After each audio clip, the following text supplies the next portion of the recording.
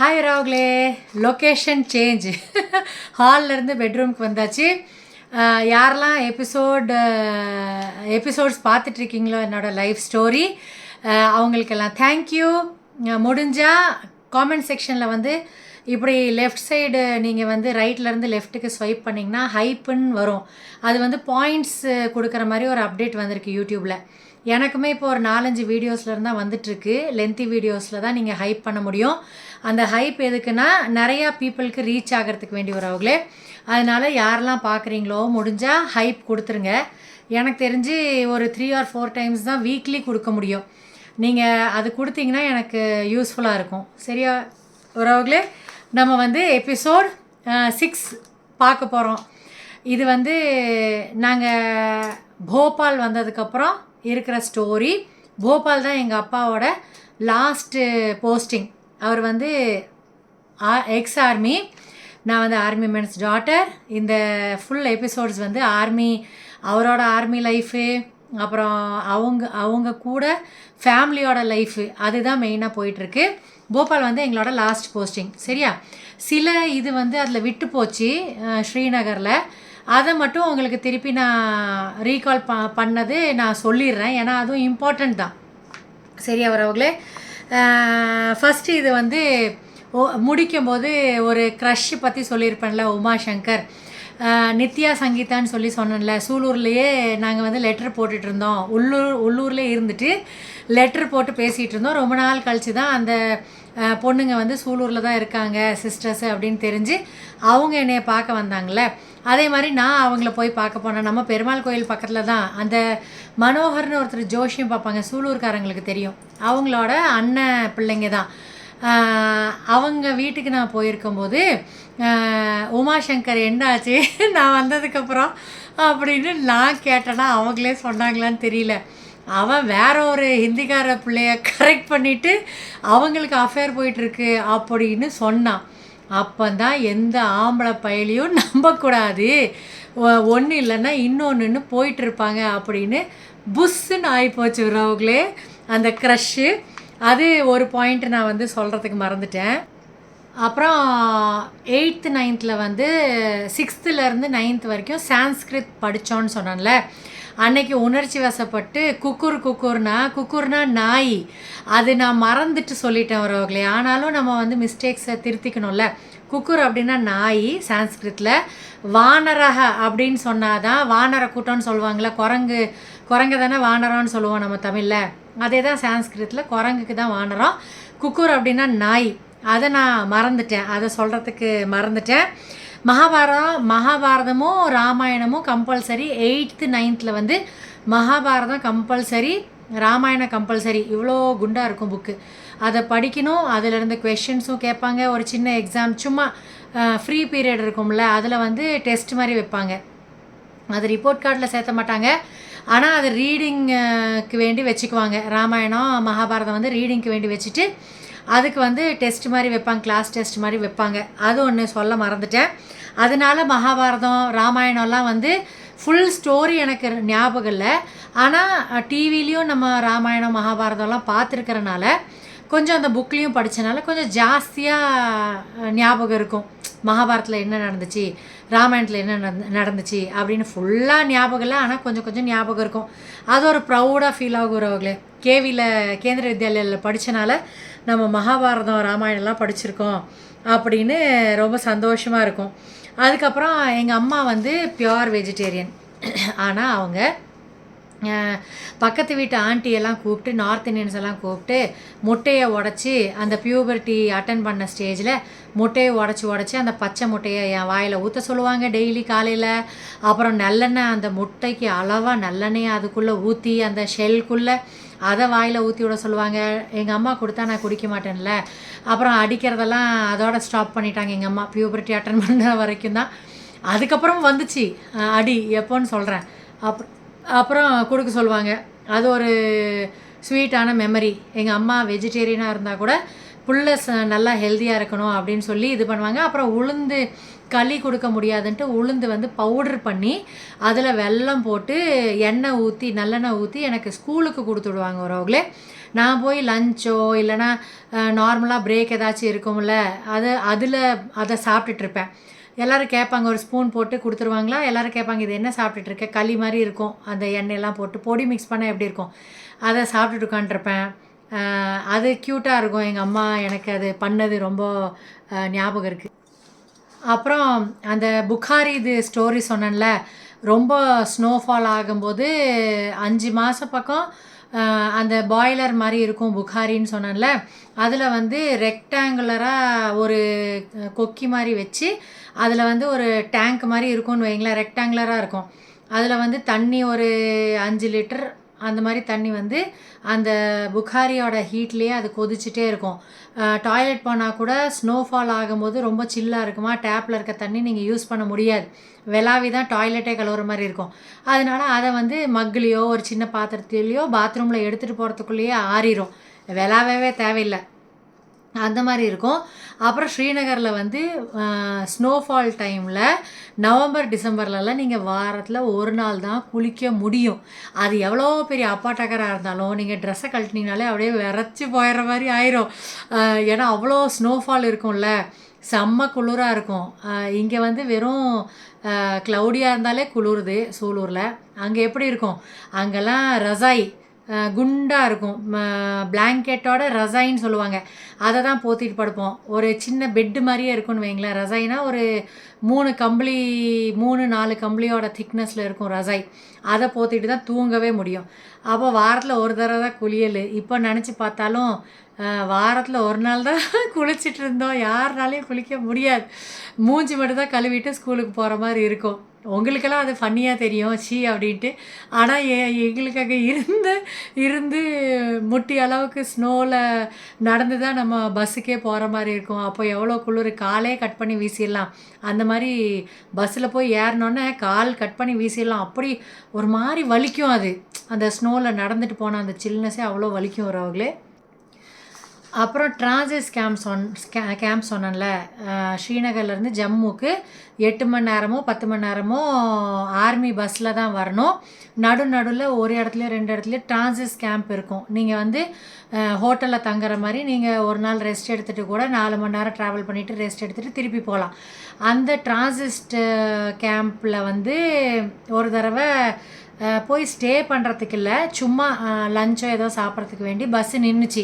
அப்போ ஸ்னோஃபால் இல்லை, ஸ்னோஃபால் இருந்தால் தான் டிரான்சிட் கேம்பில் வெயிட் பண்ணி போவோம். அப்போ வெயில் காலம்தான் அங்கே. அப்போ என்னாச்சு, எனக்கு வந்து பஸ்ஸில் உட்காந்தாலே வாமிட் வந்துடும். சில பேர்த்துக்கு பஸ் ட்ராவல் பிடிக்காதுல்ல, எலுமிச்சம்பழம் அந்த மாதிரிலாம் அப்போ வைக்க மாட்டாங்க. நான் வந்து வாமிட்டே பண்ணிட்டேன். ஜன்னலில் கேப் இருக்குல்ல, முதல்லலாம் வெளியே எக்கி வாமிட் பண்ணும்போது அது பஸ்ஸில் சைடில் ஃபுல்லாகிடுச்சு. எங்கள் அப்பா, நான் சொன்னேன்ல, ஒரு இடத்துலேருந்து ரொம்ப பேஸ்லேருந்து எங்கள் அப்பா எக்ஸாம் எழுதி ப்ரமோஷன் கிடச்சி தானே வந்தார். அப்போ ஜேசிஓவாக இருந்தார். அது வந்து ஜூனியர் கமாண்டிங் ஆஃபீஸர், அதுக்கு ஃபுல் ஃபார்ம். அப்போ பார்த்தா அவர் ஆஃபீஸர் ரேங்க், பேசிக்காக ஆஃபீஸர் ரேங்க் வந்துட்டார்ல. அப்புறம் அந்த பஸ்ஸுக்காரன் சொல்கிறான், நீங்கள் கழுவி தான் ஆகணும், நாங்களாம் கழுவ மாட்டோம் அப்படின்ட்டு. அப்போல்லாம் பாலித்தீன் கவரும் கிடையாது எடுத்துகிட்டு போகிறதுக்கு. சரின்ட்டு எங்கள் அப்பா போய் அந்த சைடில் வாமிட் ஆகிருக்கிறத ஃபுல்லாக கழுவிட்டு இருந்தார். அது பார்க்கும்போது ஒரு மாதிரி அழுகையாக வந்துட்டு இருந்துச்சு. நம்மளால் எங்கள் அப்பா போய் ஆஃபீஸர் ரேங்கில் இருந்துட்டு இந்த மாதிரி கழுவுறாங்களே அப்படின்னு. அது ஒரு மெமரி.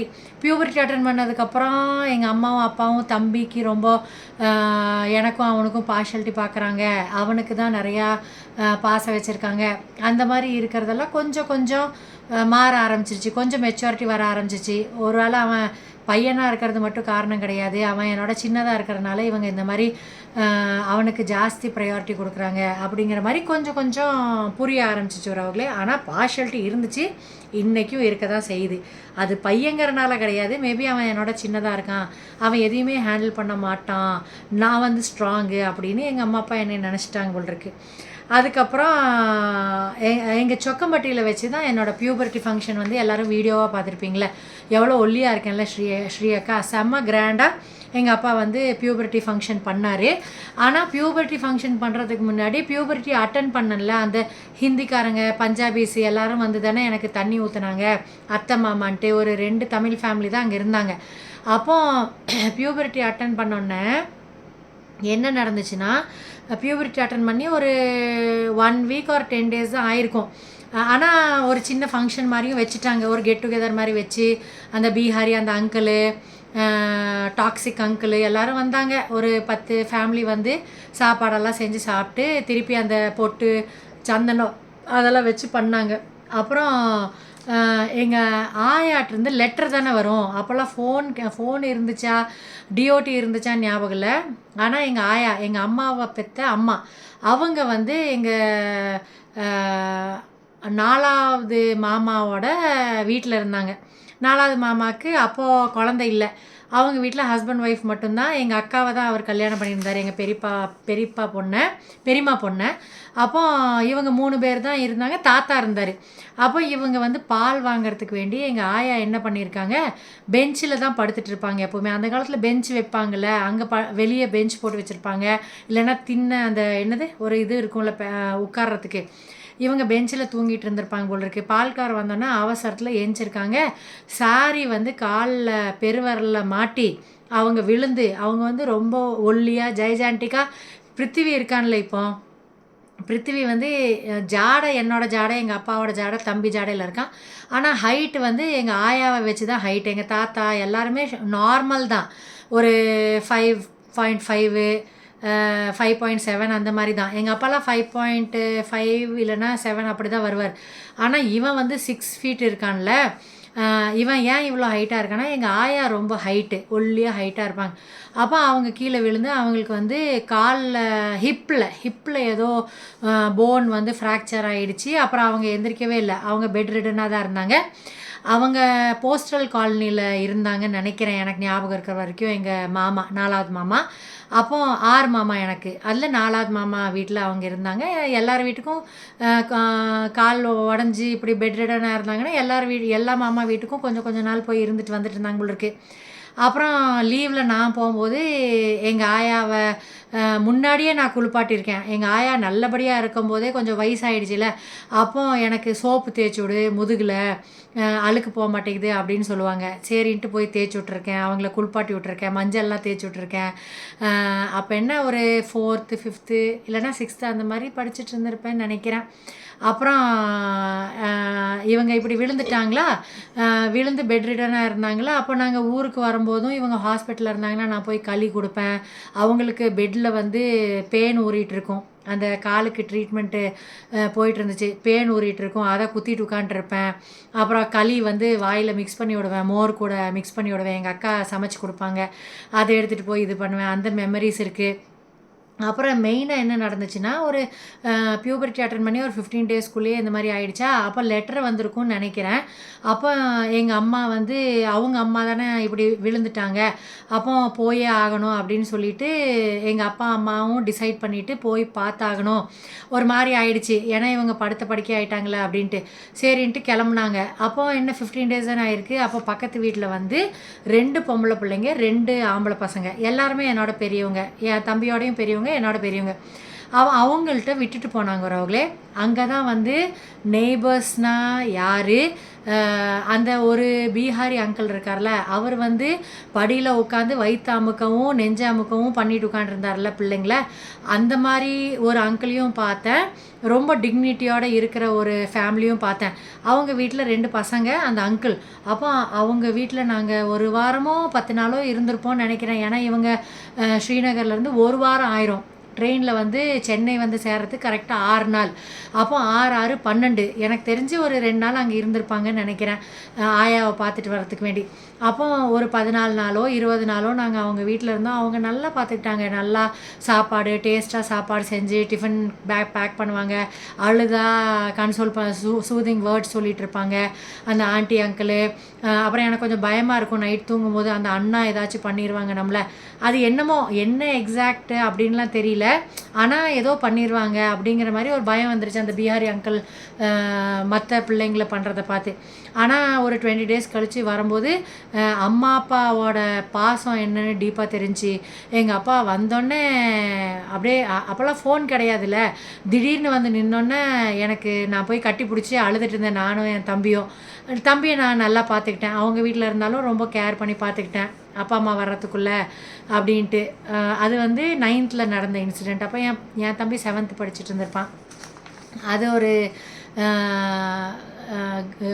என்ன சொல்கிறது, ஃபாரெவர் மைண்டில் நிற்கிற எங்கள் ஆயா எப்படிலாம் பார்த்துருக்கேன், எப்படிலாம் எனக்கு சாப்பாடு ஊட்டியிருப்பாங்க. ஆனால் அவங்க படுத்த படுக்கை ஆகிட்டாங்க. ஏஜ் ஆனால் இந்த மாதிரிலாம் நடக்கும் அப்படின்னு கொஞ்சம் கொஞ்சம் லைஃப் வந்து தெரிய ஆரம்பிச்சிச்சு. பியூபர்ட்டி வந்து செம்ம கிராண்டாக பண்ணாங்க. 2 சைடு சொந்தமும், எங்கள் அப்பா அம்மா 2 சைடு சொந்தமும் வந்தாங்க. சூப்பர் டூப்பராக செஞ்சாங்க. அப்புறம் என் பக்கத்தில் மாப்பிள்ளை, எங்கள் அக்கா பொண்ணு தான் மாப்பிள்ளையாக கண்ணாடி போட்டு பேண்ட் ஷர்ட் போட்டு உட்காண்ட்ருந்துருப்பாள் அந்த பியூபர்ட்டி வீடியோவில். அது பார்த்திங்க தானே, ஸ்ரீ அக்காவும் எப்படி ஸ்டைலிஷாக ஒரு ஃப்யூச்சர் பியூட்டிஷியனை எங்கள் அக்காங்கெல்லாம் சேர்ந்து மேக்கப் பண்ணியிருந்தாங்க. சூப்பராக இருந்துச்சு. மேக்கப்பு, கொண்டை, ஜடை எல்லாமே நல்லா இருந்துச்சு. அது ஒரு என்ன எப்போவுமே அழியாத ஒரு மெமரி. உறவுகளே, இதுவும் பார்த்துக்கோங்க. இது வந்து நான் ஃபஸ்ட்டு வாங்கின ப்ரைடல் பார்பி 43 ஏஜில். இதுதான் வந்து நிறைவேறாத ஆசை. அதுக்கப்புறம் இது வந்து இதுவும் பார்பி தான். இது நந்தினிமா போன மாதம் கொடுத்தாங்க. அப்புறம் இது வந்து ஆனஞ்சி. இது வந்து ஆல்ரெடி நான் இந்த வீடியோ ப்ரைடல் பார்பி அப்புறம் மதிமா கொடுத்தது எல்லாமே வீடியோவாக போட்டிருக்கேன், லென்த்தி வீடியோவில். ஆனால் இது ஆனஞ்சி கொடுத்தது. இதில் வந்து கொஞ்சம் அக்சசரிஸ் ஜாஸ்தியாக கொடுத்துருப்பாங்க. ஹேண்ட்பேகு, நெக்லஸ்ஸு, அப்புறம் ப்ரஷ்ஷு மாதிரி கோம் பண்ணுறதுக்கு கொடுத்துருப்பாங்க. அழகாக இருக்கும். இதுக்கு ஷூ தான் எனக்கு ரொம்ப பிடிக்கும். ஆக மொத்தத்தில் பார்பியோட கட் ஷூ தான் பிடிக்கும். நான் ஒரு கட் ஷூ பைத்தியம். என்கிட்ட ஒரு 10 ஷூஸ்க்கு மேலே வச்சுருக்கேன் கட் ஷூ. ட்ரெஸ்ஸுக்கு மேட்சிங்காக நான் காமிக்கிறேன். லக்ஷ்மிகலா கேட்டிருக்காங்க, நான் கண்டிப்பாக காமிக்கிறேன். அப்புறம் ஒரு வழியாக எல்லாத்துக்கும் டாட்டா பாய் பாய் சொல்லிவிட்டு அப்புறம் பஸ்ஸில் தான் நாங்கள் அந்த ஆர்மி பஸ்ஸில் தான் வந்து சேர்ந்தோம் ஜம்மு. அதுக்கப்புறம் வைஷ்ணு தேவிலாம் முதலே போயிட்டோம். 9th ஸ்டார்டிங்லேயே போயிட்டோம். ஏன்னா 3 வருஷம்தான் ஒரு இடத்துல மோஸ்ட்லி போஸ்டிங் வந்துச்சுன்னா 3 வருஷம்தான் இருப்பாங்க ஒரு இடத்துல. அதனால் எங்கள் அப்பா தெரிஞ்சோ 9th ஸ்டார்டிங்லேயே போயிட்டு வந்துடலாம் அப்படின்னு சொல்லிட்டு ஏஜ் அட்டன் பண்ணதுக்கப்புறம் தான் போனோம். மிடில் போயிருப்போமோ என்னமோ தெரியல, ஞாபகம் இல்லை. அப்புறம் போபால் போனோமா. இங்கே வந்து குளிர், சரியான குளிர். ஸ்ரீநகரில் 5 மாதம் 6 மாதம். இது வந்து வேறு ஒரு ஹெவன் மாதிரி இருக்கும். அப்புறம் நிறைய இடத்துக்கு போயிருக்கோம். என்னென்னமோ வரும், குல்மார்கு கார்டன் நிறையா இருக்கும், என்னென்னமோ இருக்கும், போயிருக்கோம். சூப்பராக இருக்கும். ஸ்ரீநகர் வந்து நிஜமாகவே ஹெவன் தான். வரவங்களே போகிறதுக்கு சான்ஸ் கிடைச்சா கண்டிப்பாக குளிர்காலத்தில் போயிட்டு வாங்க. அக்டோபர், நவம்பர், டிசம்பர் எப்போ நல்லா.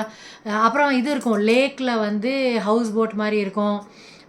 அதுலேயும் போயிருக்கோம், ஹவுஸ் போட்டில் போயிருக்கோம். ஆனால் அப்போல்லாம் ஃபோட்டோஸ் ரொம்ப எடுக்க முடியாதனால அந்த லேக் போனதோ வேறு இடத்துக்குலாம் போனதெல்லாம் வந்து ஃபோட்டோ இல்லை, சும்மா கொஞ்சம் ஃபோட்டோ தான் இருக்குது. அதுக்கப்புறம் ஒரு வழியாக போபால் வந்தோமா. போபாலில் என்னென்னா செம்ம ஹாட் கிளைமேட், சென்னையோட ஹாட்டு. போபாலில் என்னென்னா அங்கேயும் குளிர் இருக்கும். நார்த்தில் வந்து எப்போவுமே நவம்பர், டிசம்பர், தீபாவளி முடிஞ்சிச்சுன்னா குளிர் தான். ஸ்வெட்டர் போட்டு தான் ஆகணும். குளிரும் நிறையா இருக்கும், ஆனால் ஸ்னோஃபால்லாம் ஆகாது. குளிரும் ரொம்ப ஹாட் கிளைமேட்டு. எப்படின்னா காற்று பறக்கும். சென்னையில் வந்து ஹாட்டாக இருக்கும். இது வந்து லூன்னு சொல்லுவாங்க. லூ அப்படின்னா அந்த ஹாட்டான காற்று, மண்ணோட கொஞ்சம் காற்று பறக்கும். ஐயோ, டால்ரேட்டே ஆகாது. அங்கெல்லாம் ஏப்ரல் மேல இருந்தோன்னா காஞ்சி கருவாடாயிடணும், அந்த மாதிரி இருக்கும் போபாலில். அப்புறம் போபால் போனோமா. அங்கே வந்து குவார்ட்டர்ஸு, அங்கே வந்து இப்படி ஃபஸ்ட் ஃப்ளோர், செகண்ட் ஃப்ளோர் அந்த மாதிரி குவார்ட்டர்ஸ் இருந்துச்சு தான். ஆனால் எங்களுக்கு அலாட் ஆகிருக்கிறது அப்பா வந்து இன்னும் நல்லா ஒரு ரேங்கில், சுபேதார் அப்படின்னு சொல்லுவாங்க. ஜேசியோக்கு அடுத்தது சுபேதார். அது இன்னும் கொஞ்சம் நல்ல ஆஃபீஸர் ரேங்க்கு. அப்போ அந்த ரேங்க்கில் போனனால அவங்களுக்கு வந்து சாய்ஸ் கொடுத்தாங்க. உங்களுக்கு வந்து இந்த மாதிரி குவார்ட்டர்ஸ் வேணுமா, இல்லை ஒரு ஓட்டு வீடு மாதிரி இருக்கும். சீலிங்கெல்லாம் போட்டு வச்சுருக்க மாட்டாங்க, ஓட்டு வீடு தான். ஆனால் ஒரு 10 சென்ட்டில் இருக்கிற மாதிரி இருக்கும். ஒரு 5 சென்ட்ஸ் வந்து கார்டனிங் பண்ணுறதுக்கு இருக்கும், மரம்லாம் இருக்கும். அப்புறம் 5 சென்ட்டில் வீடு இருக்கும். அதே மாதிரி double bedroom, hall, living room, kitchen, 2 bathroom இருந்துச்சுன்னு நினைக்கிறேன். ஆமாம், பின்னாடி ஒரு பாத்ரூம், முன்னாடி ஒரு பாத்ரூம். அந்த மாதிரி பின்னாடி நவாப்பழம் மரம்லாம் இருந்துச்சு. பின்னாடி பெருசாக இடம் இருக்கும். நம்ம மொட்டை மாடி எப்படி இருக்கும் அந்த மாதிரி பின்னாடி, வீட்டுக்கு பின்னாடி வந்து பெரிய இடமா இருக்கும். காம்பவுண்ட் மாதிரி கொடுத்து அப்புறம் தனியாக கார்டனிங் கொடுத்துருப்பாங்க. அப்போ சாய்ஸ் இருந்துச்சு. அங்கே வந்து குதிரைங்க முதல்ல கட்டி வச்சுருப்பாங்க போல இருக்குது போபாலில். பிரிட்டிஷ் பீப்புளில் குதிரைங்க நிப்பாட்டுற இடமா இருந்ததை ஓடு வீடு மாதிரி போட்டு வச்சுருப்பாங்க. அதை வந்து இவங்க மாடிஃபை பண்ணி இந்த மாதிரி குவார்ட்டர்ஸ் மாதிரி ஆக்கிட்டாங்க. நல்லாயிருக்கும். அப்போ எங்கள் அம்மா வந்து இதே போதும் அப்படின்னு சொல்லிட்டாங்க. இது நல்லா இருக்குது, நம்ம கார்டனிங்லாம் பண்ணிக்கலாம். அப்புறம் கேஷ்யூ மரம் இருக்கும். உள்ளே போனோன்னே முந்திரி கொட்டைன்னு சொல்கிறோம்ல, அது ஏன்னா ஃப்ரூட் இப்படி இருக்கும், ஆப்பிள் மாதிரி இருக்கும், எல்லோ கலரில் அந்த ஃப்ரூட்டு. கீழே தான் முந்திரி பருப்பு தொங்கிட்டு இருக்கும். யாராச்சும் பார்த்துருக்கீங்களா? எல்லோ கலரில் ஆப்பிள் மாதிரி இருக்கும், கீழே வந்து தனியாக முந்திரி பருப்பு வந்து கிரே கலரில் தொங்கிட்டு இருக்கும். அதனால தான் முந்திரி கொட்டை அப்படின்னு சொல்லுவாங்க. ரொம்ப ஓவர் ஸ்மார்ட்டாக இருந்தால் முந்திரி கொட்டை அப்படின்னு சொல்லுவாங்க. அப்போ உள்ளே போன உடனேவே முந்திரி மரம் இருக்கும். எல்லோரும் சொன்னாங்க இது முந்திரி மரம் அப்படின்ட்டு. ஆனால் காய்க்கவே இல்லை. நாங்கள் 1.5 வருஷம் தான் அங்கே இருந்தோம். அதுக்குள்ளே அப்பாவுக்கு வந்து ஆனரி லெஃப்டினன்ட் கிடச்சி அவ்வளோதான். சர்வீஸ் 28 வருஷம் சர்வீஸு. அது எழுதி கொடுக்கணும் போல் இருக்குது. அதுக்கப்புறம் மாற்ற முடியாது போல் இருக்குது. அந்த ஏஜ் வரல. ஆனால் ஏஜுக்கு முன்னாடி 28 வருஷம் சர்வீஸ் முடிஞ்சிச்சின்ட்டு ஆனரி கேப்டன் ஆக்கி உங்களை அனுப்பிச்சுட்ருவாங்க. இல்லை, ஆனரி லெஃப்டினன்ட் ஆக்கி உங்களை அனுப்பிச்சுட்ருவாங்க அந்த மாதிரி. அப்புறம் இப்போ எனக்கு கன்ஃபியூஸ் ஆகுது.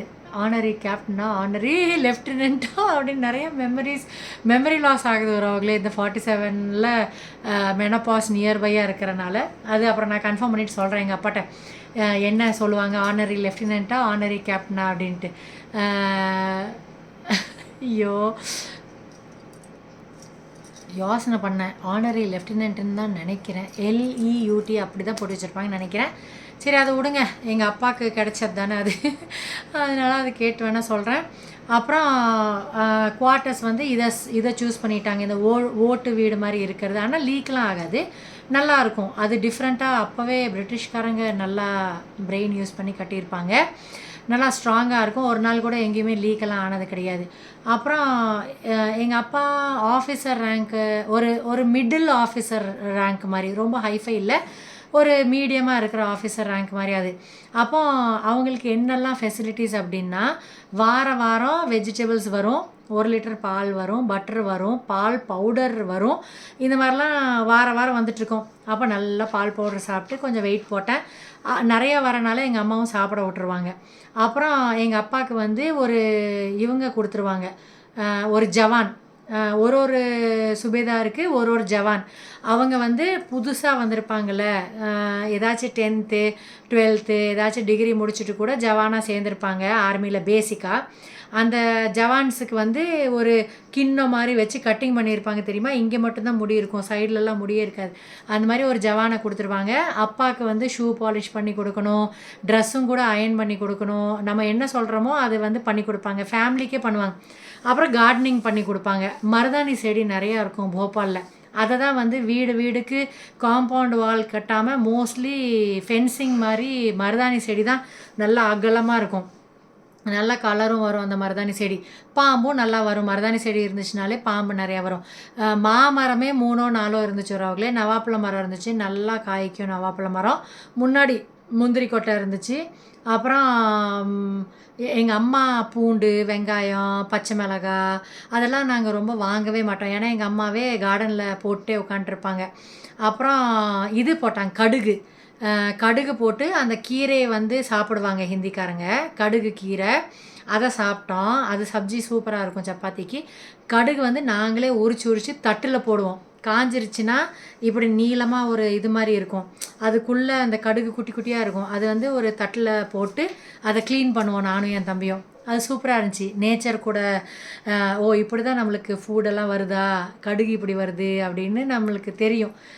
அது சூப்பராக இருந்துச்சு. அந்த போபாலில் வாழ்ந்த வாழ்க்கை 1.5 வருஷம் அப்படின்னாலும் 10th அங்கே வந்துட்டேன். 10th 11th ஹாஃப் மட்டும்தான் அங்கே படித்தேன். அதுக்கப்புறம் தான் 11th ஹாஃபுக்கு மேலே இங்கே சூலூர் வந்தோம். அப்புறம் என்ன ஸ்பெஷலாக நடந்துச்சு அப்படின்னா, 10th நல்லா படிப்பேன். அம்மா அப்பாவை டிஸ்டர்ப் பண்ணக்கூடாதுன்ட்டு வெளியே அவுட்ரு பாத்ரூமில் கூட உட்காந்து நைட்டெல்லாம் பேய் பிசாசுக்கும் பயந்துட்டு உட்காந்து படிச்சுட்ருப்பேன், அங்கே டியூப்லைட் போட வேண்டாம் அப்படின்ட்டு. ஆனால் என்னன்னு தெரியல, மார்க்ஸ் வந்து ஒரு 55% அவ்வளோதான் எடுத்தேன். நான் படித்ததுக்கு எனக்கு அவ்வளோக்கா மார்க்ஸ் வந்து கிடைக்கல. ஏன்னா மேத்ஸு வீக்கு. அதனால மேத்ஸில் வந்து 45 அப்படி தான் எடுத்திருப்பேன்னு நினைக்கிறேன். ஜஸ்ட் பாஸோட கொஞ்சம் மார்க் தான் எடுத்திருப்பேன். அவ்வளோதான் வந்துச்சு. ஆனால் பக்கு பக்குன்னு இருந்துச்சு. பாஸ் ஆயிருமா, கொஞ்சம் டஃப்பாகவும் வந்துச்சு அந்த வருஷம். அதனால கொஞ்சம் பயமாகவும் இருந்துச்சு, ஃபெயில் ஆயிருமோ அப்படின்ட்டு. எப்போவுமே இருக்கும்ல 12th முடிக்கிற வரைக்கும் என்ன தான் படிப்பாளியாக இருந்தாலும் ஏதாச்சும் ஆயிருமோ, ஃபெயில் ஆயிருமோ, 10th மேலெல்லாம் கொஞ்சம் பயம் வந்துடும்ல. அப்புறம் ஒரு கசின்னு சுமதின்னு சொல்லி ஒரு அக்கா, அவங்களும் இன்னொரு கசின், அவன் என் ஏஜ் தான், பாஸ்கர்னு சொல்லி, இவங்க 2 பேரும், அப்புறம் பெரியப்பா பெரியம்மா. ஒரு பெரியப்பா ஆர்மியில் தான் இருந்தார், அப்பாவோட பங்காளி அந்த அண்ணன், ஆப்போசிட் வீட்டில் இருக்காங்க எங்கள் பாட்டி வீட்டுக்கு. அவங்க வந்து போபாலில் இருக்கிறனால நாங்கள் வரோம் சுற்றி பார்க்குறதுக்கு அப்படின்னு வந்தாங்க. அப்புறம் தாஜ்மஹல் போயிட்டு வந்தோம் அவங்க கூட. தாஜ்மஹல் சுற்றி என்னெல்லாம் இருக்கோ அதெல்லாம் பார்த்துட்டு வந்தோம். ஆனால் தாஜ்மஹல் எடுத்த ஃபோட்டோ வச்சு தான் இவங்கெல்லாம் வந்தாங்கன்னு ஞாபகம் இருக்குது. அவன் என் ஏஜ் தானே, அவன் நல்லா படிப்பாளி, என்னோட ஜாஸ்தி மார்க்ஸ் எடுத்தான் அவன். அப்புறம் இன்னும் காண்டாக்டில் இருக்கிறோம். நாங்கள் பேசிக்க மாட்டோம், அவங்க ஒய்ஃப்கிட்ட நான் பேசுவேன். அவங்க என்னோடய ஃபாலோவர், டிக்டாக்லேருந்து அவங்க ஒய்ஃப் என்னை கண்டுபிடிச்சி போனால் நல்லா பாசமாக பேசுவாங்க, குழந்தைங்களும் நல்லா பேசுவாங்க. அது ஒரு சந்தோஷமான விஷயமா இருந்துச்சு. இவங்க வந்து ஃபேமிலியாக வந்து பார்க்க வந்தாங்க அப்படின்ட்டு ரொம்ப சந்தோஷமாக இருந்துச்சு. அப்புறம் கரெக்டாக போபாலில் வேறு என்ன, அதான் பியூபர்ட்டி அட்டன் பண்ணியாச்சு, முதலே ஃபங்க்ஷன்லாம் அங்கே ஸ்ரீநகரில் வச்சுட்டாங்க. அப்புறம் இங்கே என்னென்னா, எனக்கு வந்து என் தம்பிக்கும் எனக்கும் வந்து செட்டே ஆகாது. நாங்கள் 2 பேரும் ரொம்ப சண்டை போட்டுக்குவோம். பாஸாக இருக்குது, ஆனால் சண்டை போட்டுக்குவோம். இங்கே வந்து 2 பெட்ரூமாக கொடுத்துருக்கறனால நானும் என் தம்பி பெரிய பெட்ரூமாக இருக்கும். ஒரு 10x20லேயே இருக்கும். ஷெல்ஃப் எல்லாம் கொடுத்துருப்பாங்க, நீட்டாக இருக்கும். அப்போ என்ன பண்ணிட்டாங்க எங்கள் அப்பா அம்மா, 2 கட்டில் போட்டு, ஒரு ஜன்னல் பக்கத்தில் நான் தூங்குவேன், ஒரு ஜன்னல் பக்கத்தில் என் தம்பி தூங்குவான். ஸ்ரீநகரில் நான் தனியாக என்னை படுக்க வச்சிட்டாங்க. இங்கே வந்து நாங்கள் 2 பேரும் இருப்போம். இவன் தூங்கிடுவான். எனக்கு நைட்டில் பேய் பிசாசுக்கு நான் சின்னதுலேருந்து பயப்படுவேன். என்ன ஆயிடுச்சு, பூனை வந்து ஜன்னல்லேருந்து வரும். ஃபேன் போடுவோம், ஜன்னல் திறந்தானே வச்சுருப்போம். பூனை அடிக்கடி வரும். சில டைமு கருப்பாக ஒரு உருவம் வருது, கை வருது, கால் வருது, அது மாதிரிலாம் பயந்து நிறைய நாள் தூங்காமலாம் இருந்திருக்க வரவங்களே. இந்த மாதிரி ஃபன்னி திங்ஸ் எல்லாம் அங்கே நடந்துச்சு. எனக்கும் தம்பிக்கும் அவ்வளோக்கா செட் ஆகாதா, 2 பேர்த்துக்கும் பாஸாக இருக்கும். ஆனாலும் என் தம்பி வந்து ரொம்ப நான் அவனை வந்து பேம்பர் பண்ணுறதில்ல, அந்த மாதிரி அவன் நினச்சிக்குவான். நான் வந்து இவன் என்னோடய அஃபெக்ஷனை இது பண்ணுறான், அப்பா அம்மா வந்து இவனுக்கு தான் ரொம்ப ப்ரையாரிட்டி கொடுக்குறாங்கன்னு நான் பொசசிவாக இருப்பேன். அதனால் எனக்கு எங்கே போனாலும் என் தம்பி ராக்கி கட்டுறானோ இல்லையோ, என் தம்பி பாசமாக இருக்கானோ இல்லையோ, இன்றைக்கி வரைக்கும் அக்கம் பக்கத்தில் இருக்கிற பசங்க தான் அக்கா அக்கா அக்கான்னு உயிராக இருப்பாங்க. அவனோட கிளாஸ்மேட்டாக இருந்தாலும் சரி, வேறு பக்கத்து வீட்டுக்காரங்களாக இருந்தாலும் சரி. அதனால் நான், என் ஃப்ரெண்டு, அவனோட தம்பி, நாங்கள் 3 பேர் தனியாக போவோம். இவன் தான் பெருசாகிட்டான்ல, இவன் தனியாக இவன் ஃப்ரெண்டு கூட தனியாக வந்துட்டுருப்பான். நான் 10th அவன் 8th படிச்சுட்டு இருப்பான்ல. அப்புறம் ஸ்கூலில் என்ன நடக்கும்னா, யார்கிட்டையுமே அந்த 8th 9th மேலே இவன் என் தம்பி அப்படின்ட்டு இன்ட்ரடியூஸ் பண்ண மாட்டேன். ஏன்னா இவன் ரொம்ப குறும் பண்ணுவானா. சம்டைம்ஸு ஏதாச்சும் கல்லை தூக்கி வீசி விளாண்டாங்க, ஏதாச்சும் ஒன்று மிஸ்பிஹேவ் பண்ணி கடைசியில் இவங்க அக்கா யார் ஆனா ஊனா என்னை வந்து ஸ்ரீதேவி யார், சங்கரோட அக்கா அப்படின்னு வந்து ஒரு தடவை 2 தடவை கேட்டிருக்காங்க. இவன் ஏதோ கல்லை தூக்கி வீசிட்டான், ஏதோ சண்டை போட்டான், பனியன் கிழிச்சிட்டான் ஏதோ. அதனால நான் எங்கே போனாலும் என் தம்பினே சொல்லிக்க மாட்டேன். அது ஒரு இப்போ நினச்சி பார்த்தா இதுக்கெல்லாம் பயந்துட்டு என்னை கூப்பிட்டு உங்கள் பேரண்ட்ஸ்கிட்ட போய் சொல்லுங்கள் அந்த மாதிரி சொல்கிறாங்களா, அதுக்கு அசிங்கப்பட்டு நான் வந்து என் தம்பியை இவன் தான் என் தம்பின்னு சொல்ல மாட்டேன். வேறு யாராச்சும் பையனை காமிச்சு, நெய்பர்ஸோட பையங்க வராங்கள, அவங்க பாசமாக இருக்கிறத வச்சு அவங்கள கை காமிச்சு இவன் தான் என் தம்பி அப்படின்னு கூட சில டைம் பொய்யெல்லாம் சொல்லியிருக்கேன். இந்த மாதிரிலாம் நடந்திருக்கு. போபால் வந்து வேறு ஒன்றும் இல்லை, இந்த ஹாட் கிளைமேட்டு, அந்த லூ பறந்து வர்றது, அது மூஞ்சிலேயே அடிக்கிற மாதிரி இருக்கும்.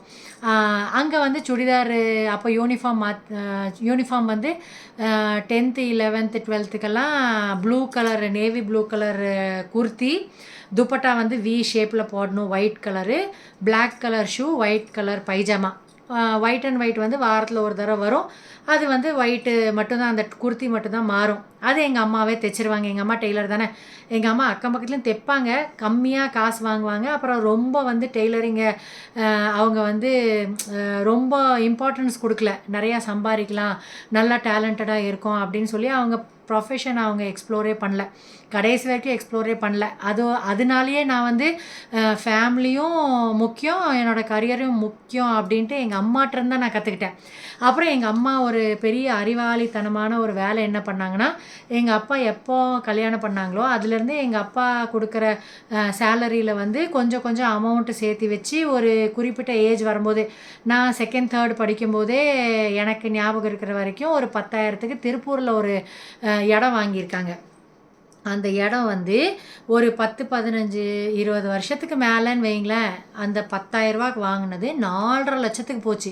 அந்த 4,50,000 லட்சத்துக்கு தான் இங்கே சூலூரில் இருக்க வீட்டோட இடம் வந்து எங்கள் அம்மாவோட அந்த இடத்த சேல் பண்ணி தான் இங்கே வாங்கினது. அதனால் நிறைய பேர் என்கிட்ட கேட்பீங்கள்ல, நீங்கள் வீடு எப்படி கட்டினீங்க? அந்த எங்கள் அம்மாவை தான் என்னோடய ஃபஸ்ட்டு மென்டர்.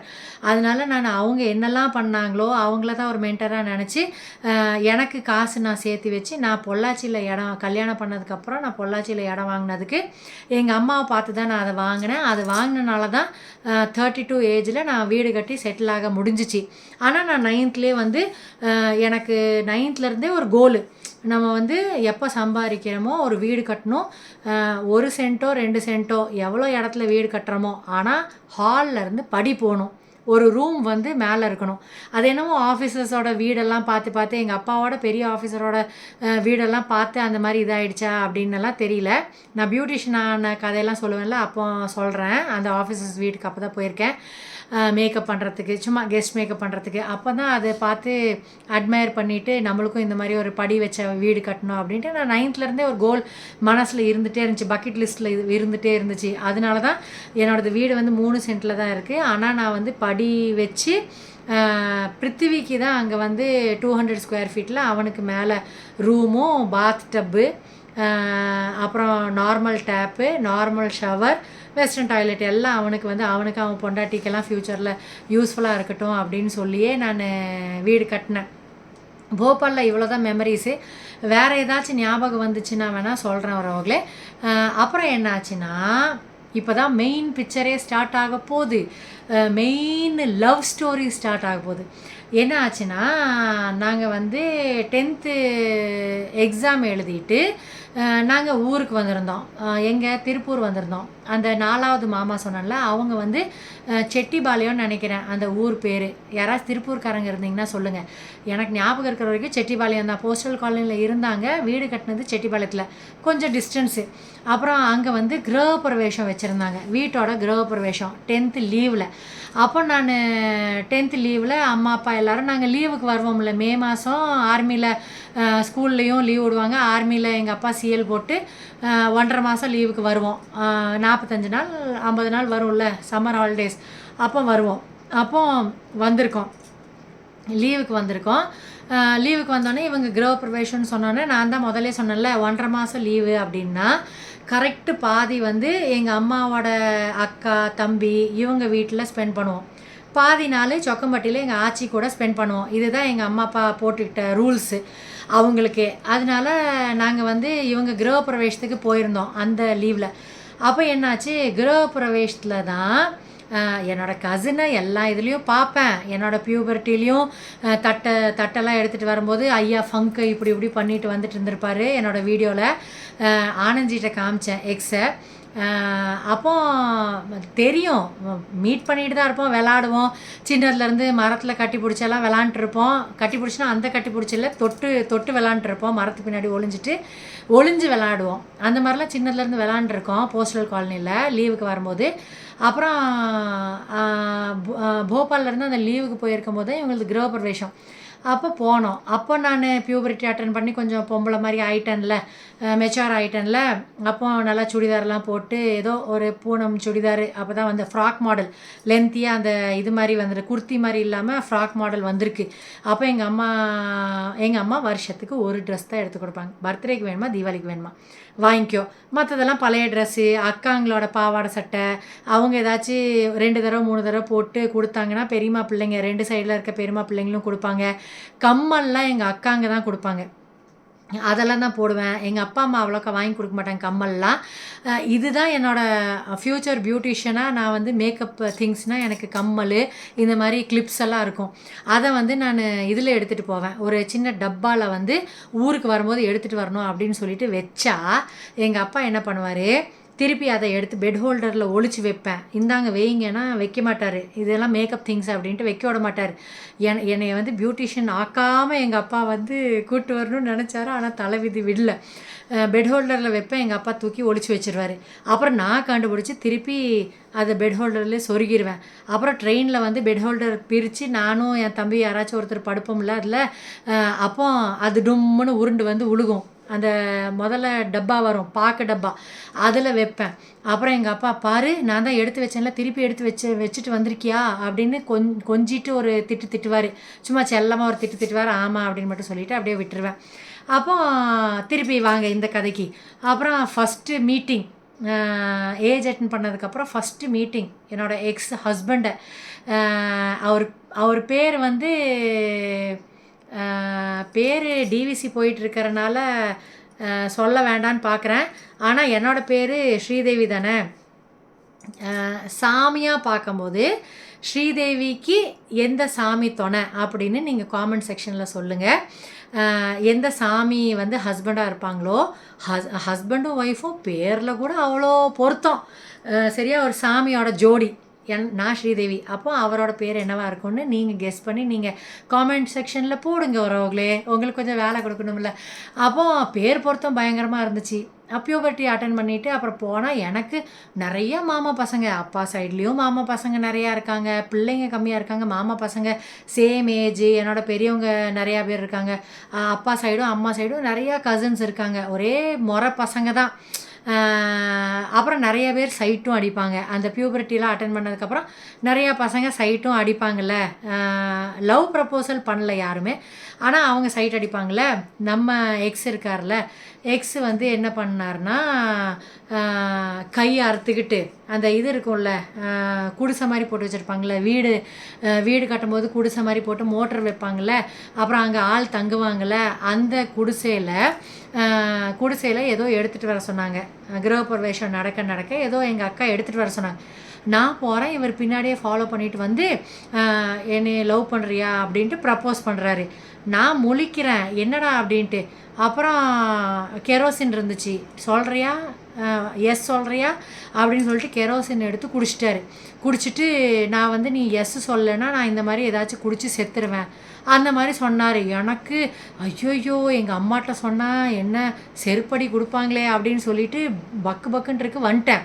அப்புறம் கசின்ஸ் எல்லாம் சேர்ந்துருக்குறோம். என்னோட ஒரு 4 வயசு சின்ன பொண்ணு, அவங்க பேர்லாம் சொல்ல, ஏன்னா நிறையா ரிலேட்டிவ்ஸ் வந்து பார்த்துட்ருக்காங்க என்னோடய யூடியூப் சேனல், காசி படிப்பாங்க. சிலவங்க வந்து கொஞ்சம் லேடி நாரதமுனி நிறையா இருக்காங்க. அவங்கெல்லாம் வந்து நான் பேர் சொன்னேன்னா உடனே அவங்களுக்கு பற்ற வச்சு அங்கேருந்து கால் வந்தாலும் வரும். சோஃபார் 4-5 வருஷமாக யாரும் என்கிட்ட பேசுகிறதில்ல, அம்மா சைடில் யாரும் பேசுகிறதில்ல. ஏன்னா நான் மாமா பையனை கல்யாணம் பண்ணியிருக்கனால அவங்க அந்த ஆளை கூப்பிடணுங்கிறதுக்கு வேண்டி என்கிட்ட யாரும் டச்சில் இல்லை. அப்படியே டச்சில் இருந்தாலும் கொஞ்சம் திருட்டுத்தனமாக தான் டச்சில் இருக்கிறாங்க. ஆனால் நான் பேர் சொன்னேன்னா அப்புறம் அவங்க ஃபோன் பண்ணுவாங்க. அதனால் நான் வந்து இனி வர ஸ்டோரியில் ஃபுல்லாக ரிலேட்டிவ்ஸோட இது தான் இருக்கும். என்னோடய மேரிட்டல் லைஃப் கெட்டு போனதுக்கு சில சொந்தக்காரங்க எப்படி பொறுப்பாவாங்க அப்படின்ட்டு எல்லாம் சொல்லுவேன். அதனால் பேர் சொல்ல வரவங்களே. ஆனால் அந்த கசின் இருக்கால, என்னோடய சின்னதாக இருக்கால, அவளுக்கு வந்து இந்த ஆள் மேலே ஒரு கண்ணு. அவள் வந்து எங்கள் அத்தைகிட்டே போய் இவனை கல்யாணம் பண்ணி வைக்கிறீங்களா இல்லையா அப்படின்லாம் கேட்டிருக்கா. ஏஜ் அட்டன் பண்ணுறதுக்கு முன்னாடியே கேட்டிருக்கா. இவங்கெல்லாம் சிரிச்சிட்டு விட்டுட்டாங்க. ஆனால் அவளுக்கு வந்து இந்த ஆள் மேலே ஒரு கண்ணு. ஆனால் எனக்கு வந்து இவனை பிடிக்காது. ஏன்னா இவன் ஃபங்க் விட்டுட்டு நல்லா பாக்கு போட்டுட்டு, அது பான்பராக என்னன்னு தெரில, பாக்கு போட்டு எல்லா பேட் ஹேபிட்ஸும் இருக்குது. அப்புறம் எங்கள் அத்தை சொல்லிகிட்டே இருப்பாங்க. என்னோடய 2 இயர்ஸ் பெருசு. ஆனால் என் கூடயே படிக்கிற மாதிரி ஃபெயில் ஆகி வந்துட்டார் தலைவர் என் கிளாஸில். அவரும் 10th எழுதியிருக்கார். அதுவும் டுட்டோரியலில் எழுதினாரா என்னன்னு தெரியல, ஞாபகம் இல்லை. அப்புறம் இப்படி சொல்லிவிட்டு அந்த சின்ன கசின் இருக்கால, அவள்கிட்ட நான் வந்து சொல்கிறேன், அவளும் நானும் கொஞ்சம் க்ளோஸு, அதனால் சொல்கிறேன் இவன் வந்து என்னை ப்ரப்போஸ் பண்ணுறான், எனக்கு பயமாக இருக்குது அப்படின்ட்டு. அப்போ அந்த ஆள் அங்கே வந்து நின்றுட்டு பிளேடை எடுத்து கையை கட் பண்ணி, நீ சொல்லலைன்னா நான் கையை கட் பண்ணி செத்துருவேன் அந்த மாதிரி சொல்கிறான் அவர்களே. அப்புறம் மொட்டை மாடியில் பசங்க பிள்ளைங்கள்லாம் உட்காண்ட்ருந்தோம் ஒரு நாள். அந்த கிரகப்பிரவேசம் முடிஞ்சிருச்சு. நான் வந்து எஸ் நோ எதுவுமே சொல்ல. நான் வந்து எங்கள் அப்பாவுக்கு தெரிஞ்சிச்சுன்னா எங்கள் அப்பா அடிப்பார், அம்மா அடிப்பாங்க, அந்த மாதிரி பயந்துட்டு இருந்தேன். அப்புறம் மொட்டை மாடியில் நாங்கள் எல்லாம் பசங்க பிள்ளைங்கள்லாம் சும்மா அடுத்த நாள் உட்காண்ட்ருந்தோமா. கிரகப்பிரவேசத்துக்கு போனால் அப்புறம் ஒரே நாளில் வரமாட்டோம்ல. அப்போ அங்கே இருக்கிறோம். கீழே வந்து அந்த கிரகப்பிரவேசம் முடிஞ்சதுனால கறி விருந்து மாதிரி ஏதோ ரெடி ஆகிட்டுருக்கு, மட்டன்லாம் ரெடி ஆகிட்டுருக்கு. இந்த ஆள் வெஜிடேரியன், பியூர் வெஜிடேரியன். இவன் வந்து ஒரு முட்டை கதை இருக்குது, அதை சொல்கிறேன். நான் வெஜிடேரியன்லேருந்து எப்படி வெஜிடேரியன் மாறினா அப்படின்ட்டு. என்னென்னா அவங்க அண்ணனுக்கும் அவனுக்கும் வீட்டில் வந்து ஒரே ஒரு முட்டை இருந்திருக்கு. அப்போ பாயில் பண்ணி அவங்க அண்ணனுக்கு கொடுத்துட்டாங்களாமா. அந்த ரோஷத்தில் ஐயா வந்து 9th ஸ்டாண்டர்ட்லேருந்து நான்வெஜ் சாப்பிடாம பியூர் வெஜ் ஆகிட்டார். ஆனால் நான்வெஜ் சாப்பிட்ற காலத்தில் கிரிக்கெட் பார்க்கும்போது 20-30 முட்டையை ஒட்டுக்கா போட்டு பொரியல் செஞ்சு பாப்கார்ன் மாதிரி சாப்பிட்ருக்கேன், எல்லாமே சாப்பிட்ருக்கேன், மட்டனு சிக்கனு எல்லாமே சாப்பிட்ருக்கேன் அப்படின்னு என்கிட்ட சொல்லியிருக்காரு லவ் பண்ணுற காலத்தில். அப்போ வந்து பியூர் வெஜிடேரியன். அப்புறம் அவங்களுக்கு தனியாக ஏதோ சமையல் ஆகிட்டு இருக்குது. நாங்கள் எல்லோரும் மொட்டை மாடியில் குழந்தைங்கள்லாம் உட்காண்ட்ருக்கோம் காலையில். அப்போ என்கிட்ட திருப்பி கேட்குறாரு, எஸ் சொல்ல போறியா இல்லையா அப்படின்ட்டு. அப்போ நான் என்ன பண்ணேன், இன்னொரு கசின் வந்து எனக்கு பிடிக்கும், அது க்ரஷெல்லாம் கிடையாது, ஒரு ரெஸ்பான்சிபிள் ஆம்பளையாக இருந்தால் நம்மளுக்கு பிடிக்கும்ல வரவங்களே. இவங்க வந்து நல்லா படிக்கிறாங்க, ரொம்ப டிசிப்ளினாக இருக்காங்க, ஒபீடியண்ட்டாக இருக்காங்க அப்படின்னா எல்லாத்துக்கும் பிடிக்கும்ல. அந்த மாதிரி எனக்கும் பிடிக்கும். அண்ணன் தான் கூப்பிடுவேன், மாமா பையன், ஆனால் அண்ணன் தான் கூப்பிடுவேன், ஆனால் எனக்கு பிடிக்கும். அப்போ நான் என்ன சொல்லிட்டேன் இவர்கிட்ட, என்னோடய எக்ஸிட்ட, எனக்கு வந்து உங்களை பிடிக்காது, வேற ஒருத்தரை தான் பிடிக்கும், உங்களுக்கு அண்ணன் ஆகுதுல்ல அப்படின்னு நான் சொல்லிட்டேன். சரியா? அப்போ இவனுக்கு புஷ்ஷுன்னு போயிடுச்சு. அப்போ இவன் என்னை அண்ணின்னு கூப்பிட்றான். முதல் நாள் ப்ரப்போஸ் பண்ணிவிட்டு நான் செத்துருவேன்னு சொல்லிவிட்டு அடுத்த நாள் அண்ணின்னு கூப்பிட்றான், இரிட்டேட் பண்ணுறதுக்குன்னே. அப்புறம் நான் வந்து அந்த கசினு, அந்த எனக்கு பிடிச்சிருக்குல்ல அந்த கசினை எங்கள் அக்கா மாமா எல்லோரும் சேர்ந்து நாங்கள் வந்து எதுக்கோ பார்க்க போகிறோம், அவங்க வீட்டுக்கு போகிறோம். அப்போ எங்கள் அக்காவும் என்னைய ப்ரெஷர் பண்ணுறாங்க. எல்லா கசின்ஸும் அந்த கிரகப்பிரவேசத்துக்கு வந்திருக்கவங்க எல்லோரும் காலேஜ் படிக்கிறாங்க, பாலிடெக்னிக் படிக்கிறாங்க. அவங்கள்ட்டெல்லாம் எனக்கு தேவியை ரொம்ப பிடிக்கும், எங்களை சேர்த்து வைங்க அந்த மாதிரி ஏதோ சொல்லியிருப்பான் போல் இருக்கு. அதனால எங்கள் அண்ணன் அக்கா எல்லோரும் நான் சாப்பிட்டுட்டு இருந்தேன்னா அவன் சாப்பிட்ட குலாப் ஜாமுனை கொண்டு வந்து வச்சு அவன் சாப்பிட்ருக்கான் சாப்பிடு அப்படின்ட்டுலாம் லொல்லு பண்ணுவாங்க. அப்புறம் அவனுக்கு எஸ் சொல்லு அப்படின்னு சொல்லுவாங்க, நல்லா பார்த்துக்குவான் அப்படின்னு சொல்லுவாங்க. நீ இல்லைனாலும் உன்னைய பற்றியே பேசிகிட்டே இருக்கான் எல்லாத்துட்டையும். ஃபங்க்ஷனில் மீட் பண்ணும்போது நாங்கள் தான் வருஷத்துக்கு 1.5 மாதம் தானே வருவோம், மிச்ச மாதத்தில் கல்யாணம் காட்சின்னா என்னைய பற்றியே பேசிகிட்டு இருப்பானாமா. அப்போ தான் அந்த தேவின்ட்டு ஒரு பாட்டு 2-3 பாட்டு வேறு வந்துச்சா, வழி விடு என் தேவி வருகிறாள், அதெல்லாம் வேணும்ட்டே கேசட்டில் போட்டு அந்த கிரகப்பிரவேசம் முடிஞ்ச வீட்டில் போட்டே உட்காண்ட்ருப்பான் திமிருக்குன்னு. அப்படிலாம் பாசம் பொங்கிட்டு இருந்துச்சு. அப்புறம் இப்படி நான் வந்து அந்த கசினை பார்க்க போகிறேன்னொன்னே இவனுக்கு நான் லவ் ப்ரப்போஸ் பண்ணிடுவேன்ட்டு எங்கள் அக்கா அட்வைஸ் பண்ணாங்க, உனக்கு வந்து இவனை பிடிச்சிருக்கோ பிடிக்கலையோ நீ வந்து சொல்லிடு, ஒரு அக்கா மட்டும் என் கூட வரவங்க சரி அவனையாச்சும் ப்ரப்போஸ் பண்ணிடு, அப்புறம் கல்யாணம் நடக்குதா இல்லையான்னு பார்த்துக்கலாம், அப்புறம் தலைச்சம் பிள்ளைக்கு ஆகாது அப்படின்னு வேற ஒரு இதை போட்டு விட்டாங்க. இவன் சொல்லி போட்டாங்களா என்னன்னு தெரியல, என் காதில் தலைச்சம் வந்து கல்யாணம் பண்ண மாட்டாங்க அப்படின்னு வேற போட்டு விட்டாங்க. நான் போனேன் வீட்டுக்கு. அப்புறம் பக்கத்து வரைக்கும் போயிட்டேன், அந்த அண்ணான்னு சொல்கிற கசின்கிட்ட போயிட்டேன் நானே லவ் ப்ரப்போஸ் பண்ணுறதுக்கு. ஆனால் எனக்கு வந்து அது ஃபீல் ஆகலை. அது வந்து லவ் கிடையாது, அது வந்து ஒரு மரியாதை.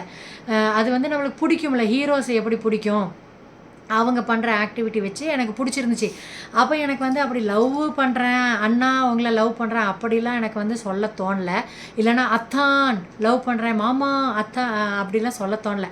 அதனால் நான் வந்து வந்துட்டேன். அப்புறம் எங்கள் அக்காட்ட சொன்னேன், எங்கள் அக்காட்ட ரிட்டன் பஸ்ஸில் வரும்போது சொல்கிறேன், அக்கா எனக்கு அக்கா கேட்குறாங்க நீ ப்ரப்போஸ் பண்ணியா, இல்லைங்க்கா எனக்கு அப்படி தோணலை அப்படின்னு சொல்லிவிட்டு நான் வந்துட்டு சரி ஒரு ஆம்பளை தானே கல்யாணம் பண்ண போகிறோம், அப்புறம் இந்த ஆள் வந்து சரியாக படிக்க மாட்டேங்கிறான், ஃப்யூச்சரில் சம்பாதிக்கவும் மாட்டான், யாருக்குமே பிடிக்காது, மோஸ்ட்லி பிடிக்காது, சில பேர்த்துக்கு பிடிக்கும், மெஜாரிட்டியாக பிடிக்காது. என்ன டிசிப்ளின் இல்லாமல் இப்படி ஃபங்க் கூட்டுட்டு ரவுடி மாதிரி சுற்றுறான் அப்படின்னு நிறையா சொந்தக்காரங்களுக்கு பிடிக்காது, சில சொந்தக்காரங்களுக்கு பிடிக்கும்.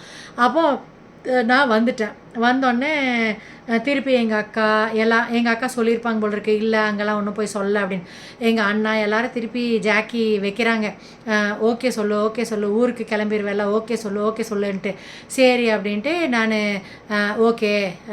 ஆனால் நான் வந்து என்ன கேட்டேன்னா, சரி நீங்கள் வந்து என்னை லவ் பண்ணுறீங்களே, நானும் உங்களை லவ் பண்ணுறேன், நம்ம கல்யாணம் பண்ணலாம். ஆனால் எனக்கு வந்து நீங்கள் சிகரெட் அடிக்கக்கூடாது, இந்த பாக்கு போடக்கூடாது, எந்த பேட் ஹேபிட்ஸும் வைக்கக்கூடாது, நீங்கள் ஒழுங்காக படிங்க, நானும் ஒழுங்காக படிக்கிறேன். அப்புறம் நிறையா காசு சேர்த்து வச்சு எங்கள் அம்மா அப்பாவுக்கு உங்களை பிடிக்காது, அவங்க சேர்த்து வைக்கிறாங்களோ இல்லையோ, நம்ம வந்து நம்ம லைஃபுக்கு வேண்டி நிறையா சேவிங்ஸ் வச்சுட்டு நம்ம வந்து கல்யாணம் பண்ணலாம் அப்படின்னு ஃபைனலாக சொல்லிவிட்டு நான் பாட்டுக்கு போபால் வந்தாச்சு. 10th லீவ் முடிஞ்சிருச்சு, போபால் வந்தாச்சு. 10th ஆகட்டும் 11th ஆகட்டும் எல்லாம் கொஞ்சம் மெச்சூர் ஆகிட்டோன்னா, ஒரு சில பசங்க வந்து கோ எஜுகேஷன் அப்படின்னா ஒரு சில பசங்களுக்கு வந்து பிடிக்கும்ல. அப்போ 10th வரும்போது நான் ஒரு அளவுக்கு மெலிஞ்சிட்டேன், அப்புறம் கொஞ்சம் கலர் வச்சுட்டேன், கொஞ்சம் அழகாக தான் இருப்பேன். எனக்கு பிடிக்கும், என்னைய ஒரு 9th 10thலேருந்தே பிடிக்கும். அதனால் ஒரு சில பசங்க வந்து ப்ரப்போஸ் பண்ணுற மாதிரி லவ் லெட்டர் மாதிரிலாம் எழுதுவானுங்க, கொடுக்கறதுக்கெல்லாம் ட்ரை பண்ணுவாங்க. அது ஒரு மாதிரி தெரியும் நம்மளுக்கே. நம்ம கூட நடந்து வரவங்களாக இருப்பாங்க, இல்லைனா பஸ்ஸில் அந்த ஸ்டாப்பிங் வரைக்கும் நடந்து போயிட்டு கொஞ்சம் ஒரு 200-300 அடி ஸ்டாப்பிங்கு, அதுக்கப்புறம் 310 வண்டியில் ஏறி போகணும்ல. அப்போ ஒரு சிலர் நம்மளுக்கு வந்து ப்ரப்போஸ் பண்ணிடுவாங்களோ அப்படின்னு பயமாக இருக்குமா. அப்புறம் நான் வந்து மோஸ்ட்லி முன்னாடியே சொல்லிடுவேன், எப்பா யாரும் ப்ரப்போஸ் பண்ணாதீங்க, நான் வந்து என் கசினை தான் கல்யாணம் பண்ண போகிறேன் அப்படின்னு எல்லாத்துட்டும் டண்டோரா இன்டைரக்டாக அடிச்சு விட்ருவேன். யாரும் என் பக்கத்தில் வராதிங்கடா, எனக்கு வந்து ஆல்ரெடி ஆள் இருக்குது அப்படிங்கிற மாதிரி. அப்போ ஹிந்திக்காரங்க எல்லாம் கேட்பாங்க, நாங்கள்லாம் வந்து அவங்க வந்து அண்ணன் தம்பியாக தான் நினைப்பாங்க. மாமா பசங்களை வந்து அவங்க முறை பையனாக வைக்க மாட்டாங்க, அவங்க வந்து அண்ணன் தம்பியாக தான் நினைப்பாங்க, அவங்கள கல்யாணம் பண்ண மாட்டாங்க. ஹிந்திக்காரங்க வெளியே தான் கல்யாணம் பண்ணுவாங்க, சொந்தத்தில் கல்யாணமே பண்ண மாட்டாங்க. அதனால் அவங்க கேட்பாங்க, நீங்கள்லாம் மாமா பையனை கல்யாணம் பண்ணிக்கிறீங்களா, மாமா பையனை கல்யாணம் பண்ணிக்கிறீங்களா, சீ அப்படின்னு சொல்லுவாங்க. நாங்களாம் பண்ண மாட்டோம் அப்படின்னு. ஆனால் நாங்களாம் பண்ணுவோம் அப்படின்னு சொல்லிட்டு, எனக்கு அவனை தான் ரொம்ப பிடிக்கும் அப்படின்னு சொல்லிட்டு நாங்கள் வந்து எப்படி பேசிக்குவோன்னா, அப்போல்லாம் டிஓடி வரல, அந்த போபால் வீட்டில் வந்து டிஓடி ஃபோன்லாம் கிடையாது. மேபி ஆஃபீஸ்லலாம் இருந்திருக்கும், எங்கள் அப்பா ஆஃபீஸில். அப்போ நாங்கள் வந்து இங்கிலாந்து லெட்டர் ஒரு மாதத்துக்கு 1 லெட்டர் இல்லைன்னா 2 லெட்டர் வரும். அவங்க வீட்லேயும் அவங்க அண்ணன் அவங்க அப்பா எல்லோரும் படிச்சுட்டு தான் அவருக்கு கொடுப்பாங்க. எங்கள் வீட்லேயும் எங்கள் அம்மா அப்பா எல்லாருமே படிச்சுட்டு தான் கொடுப்பாங்க. நாங்கள் வந்து அந்த ஏபிசிடி இருக்கும்ல, அதில் வந்து ரிவர்ஸில் எழுதி ஏதாச்சும் கோடு வேர்டு மாதிரி வச்சு நாங்கள் எங்களுக்கு பர்சனலாக எதாவது சொல்லணுன்னா அந்த மாதிரி ஏதாச்சும் சொல்லிக்குவோம் லெட்டரில். ஆனால் படிச்சுட்டு தான் கொடுப்பாங்க. எங்கள் அப்பாவுக்கு வந்து 10th ப்ரப்போஸ் பண்ணிவிட்டு நான் வந்து இங்கிலாந்து லெட்டர் போடுறேன்ட்டு எங்கள் அம்மா அப்பாக்கெல்லாம் அது தெரியவே இல்லை. நான் வந்து லவ் பண்ணுறேன், சும்மா கசினு, சும்மா லெட்டர் போடுறாங்க அப்படிங்கிற மாதிரி நினச்சிக்கிட்டாரு எங்கள் அப்பா.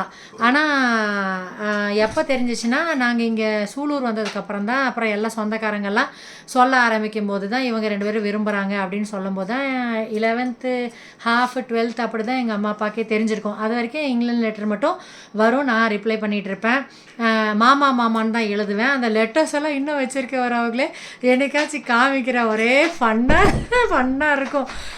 இப்போ ரீசெண்டாக எடுத்து பார்த்துட்டு இருந்தேன், லெட்டர்ஸ் இங்கிலாந்து லெட்டர்ஸ் எல்லாம் இருக்குது, காமிக்கிற ஒரு நாள் கண்டிப்பாக காமிக்கிறேன். மாமான்னு சாப்பிட்டீங்களா, நான் எப்படி இருக்கிறேன், நீங்கள் எப்படி இருக்கீங்க அப்படின்னு சொல்லி பெரிய தேவியானி மாதிரி எழுதிட்டு இருப்போம் லெட்டரில்.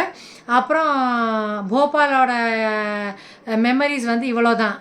ஏன்னா அப்புறம் 11th halfக்கு மேலே நாங்கள் இங்கே எங்கள் பெரியப்பா ஒருத்தர் இருந்தாங்க சூலூரில். நான் இப்போ ரீசெண்டாக மருதமலை பக்கத்தில் அந்த அக்ரிகல்ச்சர் யூனிவர்சிட்டி பக்கத்தில் ஒரு அக்கா வீட்டுக்கு போயிட்டு வந்து வீடியோ போட்டேன்ல, அக்கா வீட்டுக்கு கசன் வீட்டுக்கு வந்திருக்கேன், அவங்க மாமியார் இறந்துட்டாங்கன்ட்டு. அந்த அக்கா தான் இங்கே சூலூரில் அவங்க அப்பா வந்து ஹெட் மாஸ்டராக இருந்தார்.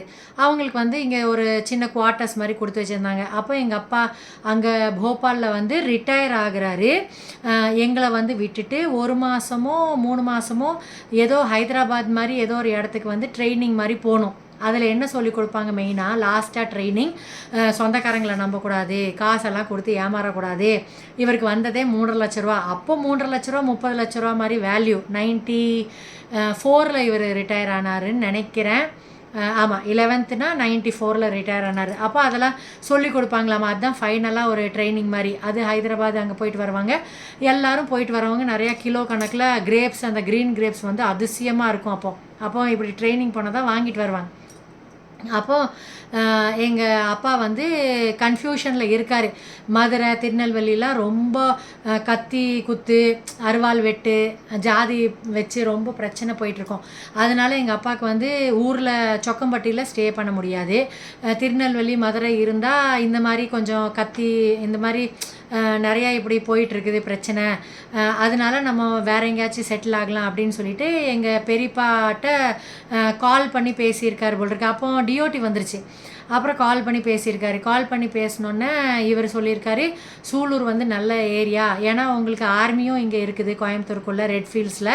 அப்புறம் இங்கே ஏர்ஃபோர்ஸ் இருக்குது சூலூரில். சர்வீசஸ் 3 சர்வீசஸ் இருக்குல்ல, ஆர்மி, ஏர்ஃபோர்ஸ், நேவி, 3மே கேன்டீனு, ஸ்கூலு எங்கேயுமே சேர்த்துக்கலாம். கேவியில் வந்து எல்லாருமே சென்ட்ரல் கவர்மெண்ட்டு, ஸ்டேட் கவர்மெண்ட்டு எல்லாத்துக்குமே அங்கே இடம் இருக்குது. சில்ட்ரன் சேர்த்துக்கலாம். அப்புறம் கேன்டீன் ஃபெசிலிட்டி வந்து இங்கே கேன்டீன் வந்து 3 ஃபோர்ஸஸுமே போய் வாங்கிக்கலாம். நேவி, ஆர்மிலாம் போகக்கூடாது, ஏர்ஃபோர்ஸ் கேன்டீன் அப்படிலாம் கிடையாது. ஆர்மி கேன்டீனுக்கு ஏர்ஃபோர்ஸ் போய்க்கலாம் அந்த மாதிரி. அதனால் எங்கள் அப்பா யோசனை பண்ணார், சரி ஆர்மியோட ஹாஸ்பிட்டல் ரெட்ஃபீல்ட்ஸில் இருக்குது, இசிஹெச், அதில் இனி ஏஜ் ஆகிடுச்சி, ட்ரீட்மெண்ட் எடுத்துக்கலாம், ஒய்ஃபுக்கும் ட்ரீட்மெண்ட் எடுத்துக்கலாம். அப்புறம் இங்கே கேன்டீன் இருக்குது.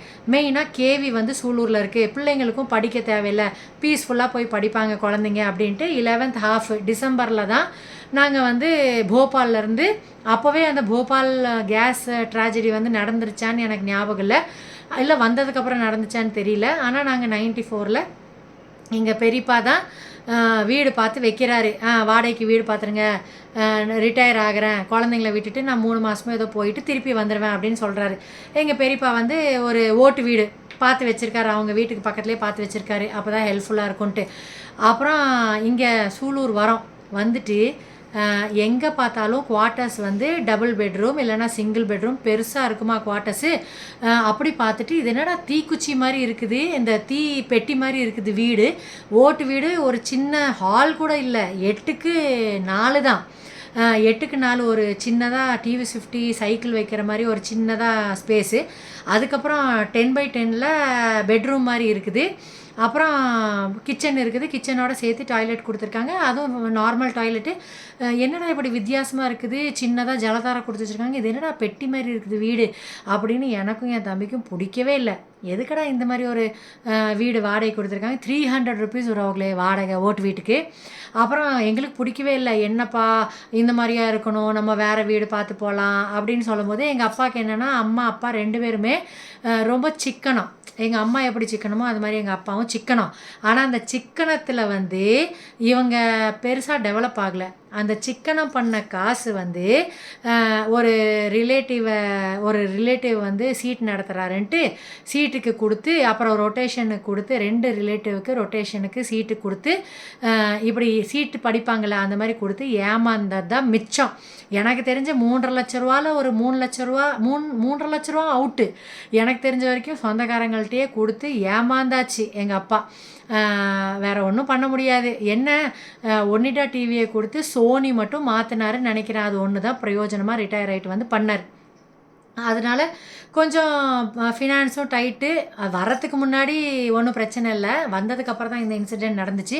ஆனால் வரும்போது இவங்க 2 பேரும் சிக்கனக்காரங்க. இவங்க என்ன பிளான் பண்ணியிருக்காங்கன்னா, எதுக்கு நிறையா வாடகை கொடுத்துட்டு, வருஷத்துக்கு 300 ரூபானா வருஷத்துக்கே இது அமௌண்ட் ஆகுதே, 3000 ப்ளஸ் ஆகுதுல்ல, அப்போது நம்ம ரொம்ப வாடகைக்கு இருந்தால் நிறையா காசு வேஸ்ட் ஆகும், சேர்த்து வச்சுட்டு நம்ம வந்து வீடு கட்டிடலாம், சீக்கிரம் எங்கேயாச்சும் இடம் வாங்கி வீடு கட்டிடலாம் அப்படின்ட்டு. எங்கள் அம்மாவோட இடம் தான் இருக்குல்ல, அப்போ வரைக்கும் சேல் பண்ணல, இருக்குல்ல, அது நல்ல வேல்யூ போகும், வீடு மட்டும் கட்டினா போதும், அதை சேல் பண்ணிவிட்டு வீடு கட்டிக்கலாம், அந்த காசை வச்சு லோன் கூட போட வேண்டாம் அப்படின்னு பிளான் பண்ணிகிட்டு இருந்திருக்காங்க எங்கள் அப்பா அம்மாவும்.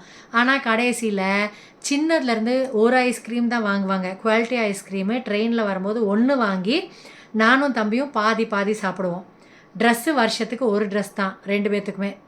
ரொம்ப சிக்கனமாக ஹேர் பின் வாங்கி கொடுக்குறதோ அந்த மாதிரிலாம் ரொம்ப ஆடம்பர செலவே பண்ண மாட்டாங்க எங்கள் அம்மாவும் அப்பாவும். அவ்வளோலாம் இருந்ததுக்கு அவங்க வந்து லைஃபே என்ஜாயே பண்ணல. எதுவும் உருப்படியாக சாப்பிடல, உருப்படியாக போட்டு அழகு பார்க்கல. எல்லாம் சேர்த்து வச்ச காசை 2 சொந்தக்காரங்கள்ட்ட கொடுத்து ஏமாந்தது தான் மிச்சம். எந்த சொந்தக்காரங்களதும் பேர்லாம் சொல்ல மாட்டேன். ஆனால் இதை வச்சு ஒருத்தருக்கு லெசனாக இருக்கட்டும்னு தான் இதை ரிவீலே பண்ணுறவர்களே. இது நிஜமாக நடந்த கதை. 3.5 லட்ச ரூபாவும் நாமத்தை சாத்திட்டாங்க அவர்களே. இத்துடன் இது வந்து முடிச்சுக்கிறேன். 54 மினிட்ஸே ஆயிடுச்சு அவர்களே. 1 மணி நேரம் வரைக்கும் போடுறேன். இனிமேல் வந்து இன்ட்ரெஸ்டிங்காக இருக்கும். அதனால் ஏன்னா இனி எக்ஸ் வந்துட்டார்ல, அதனால் ஹீரோ கம் வில்லன், ஹீரோவும் அவர் தான், வில்லனும் அவர் தான். அதனால் நான் இப்போ முடிச்சுக்கிறேன். தேங்க்யூ ஃபார் வாட்சிங். என்னோடய வீடியோவுக்கு கீழே காமெண்ட் செக்ஷனில், இந்த லென்த்தி வீடியோவுக்கு கீழே காமெண்ட் செக்ஷனில் ஹைப்புங்கிற ஒரு இது வந்திருக்கு இப்போ யூடியூப்லேருந்து ஒரு அப்டேட்டு. அதில் வந்து நீங்கள் காமெண்ட் செக்ஷனில் இப்படி ஸ்வைப் பண்ணிங்கன்னா ரைட்டில் ஹைப்புன்னு காமிக்கும். அதில் போய் நீங்கள் பாயிண்ட்ஸ் கொடுக்குறதா, அவங்களோட காசெல்லாம் போகாது, பாயிண்ட்ஸ் கொடுக்குறதா. அந்த பாயிண்ட்ஸ் கொடுத்தீங்கன்னா அது எவ்வளோக்கு எவ்வளோ பாயிண்ட்ஸ் ஏறுதோ என்னோடய வீடியோஸ் வந்து நிறையா பேர்த்துக்கு ரீச் ஆகும் அவங்களே. அதனால் இந்த ஒரு சின்ன ஹெல்ப் மட்டும் பண்ணுங்கள். இந்த லைஃப் ஸ்டோரி, லவ் ஸ்டோரி எல்லாத்தையும் வச்சு யாராச்சும் அவங்களோட லைஃப்பை திருத்திக்கிறீங்க, இல்லை சந்தோஷமாக இருக்கீங்க, கேர்ஃபுல்லாக ஒரு ஸ்டெப்பும் எடுத்து வைக்கிறீங்கன்னா கண்டிப்பாக அடுத்த வருஷம் கூட கமெண்ட் செக்ஷனில் வந்து சொல்லுங்கள். எனக்கு சந்தோஷமாக இருக்கும். தேங்க்யூ ஃபார் வாட்சிங். 1.25 ஆச்சு வரவங்களே. பாருங்கள் பளிச்சுன்ட்டு இருக்கேன்னா 1.5 மணி நேரம் யாரும் டிஸ்டர்ப் பண்ணலாதனால நல்லா திவ்யமாக தூங்கியாச்சு. எப்படி இருந்தாலும் 2.5 மணி ஆயிரும் தூங்குறதுக்கு இதை அப்லோட் பண்ணிவிட்டு. தேங்க்யூ ஃபார் வாட்சிங்.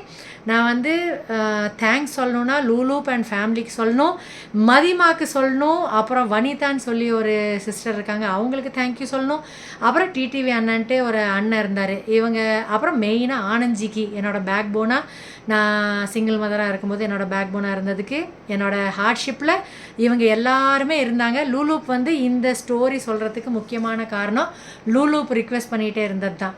அதனால் எனக்கும் நான் வந்து உடம்ப வருத்திட்டு அப்படி பண்ணல.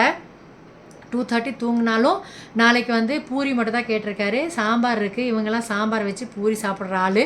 அதனால் நான் ஏஞ்சேன்னா பூரி மாவு பிசைஞ்சிட்டு 8:30, இவர் 9 மணிக்கு தான் சாப்பிடுவோம், 9-9:30 ஆயிரும்.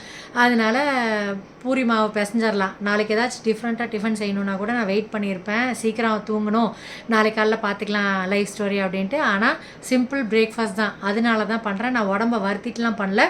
எனக்கு பெரிய மெனோபாஸ்லேருந்து மெனோபாஸே ஆயிடுச்சு போல் இருக்குது. சில டைம் நைட்டில் தூக்கமே வர மாட்டேங்குது. மத்தியானம் 2 மணி நேரம் தூங்கினாலும் தூக்கமே வர மாட்டேங்குது வரவங்களே. 1/2 மணி நேரம் தூங்கினாலும் தூக்கம் வர மாட்டேங்குது, தூங்காமல் இருந்தாலும் தூக்கம் வர மாட்டேங்குது. அதனால நானும் அந்த பம்கின் சீட்ஸ் எல்லாம் வாங்கி வச்சுருக்கேன். இனி தான் சாப்பிட்ணும். மெக்னீஷியம் சியூவபிள் டேப்லெட்டும் சாப்பிட்டு பார்த்தேன், ஒன்றும் வேலைக்கு ஆகலை. அது வந்து ஏஜ் ஆகுது, வயசாகுது, இல்லை பாதி கிளவி ஆயிட்டேன்ல, அதனால அப்படி. ஓகே பாய் வரவங்களே. 57 மினிட்ஸ் ஆயிடுச்சு. Good night. தேங்க்யூ ஃபார் வாட்சிங். ஹைப் பண்ணுங்க வரவங்களே. Good night. Take care. God bless all of as.